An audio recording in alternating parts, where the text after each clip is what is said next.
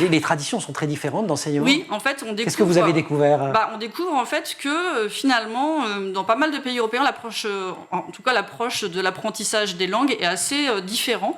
Par exemple, en Espagne, moi je remarque que les collègues travaillent beaucoup à partir de manuels scolaires. Donc en fait, quand on travaille en projet avec eux, c'est assez compliqué de se sortir de leur manuel scolaire et en fait, ils ont du mal à intercaler des ateliers qui seraient vraiment liés à notre projet Erasmus, puisque ce que j'ai oublié de dire tout à l'heure, c'est qu'en fait, on travaille toute l'année autour du projet et pas juste au moment des mobilités. Bien sûr.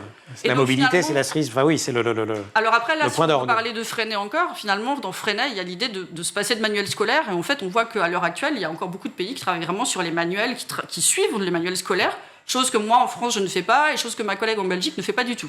Et en Belgique aussi, il y a moins de poids des examens. Donc en fait, ça leur donne une plus grande liberté, une plus grande créativité. Donc on sent des différences comme ça. Et moi, de mon point de vue, c'est vraiment intéressant de se décentrer et de rencontrer les collègues européens pour voir un petit peu les différences qu'il peut y avoir entre la France et puis les autres pays.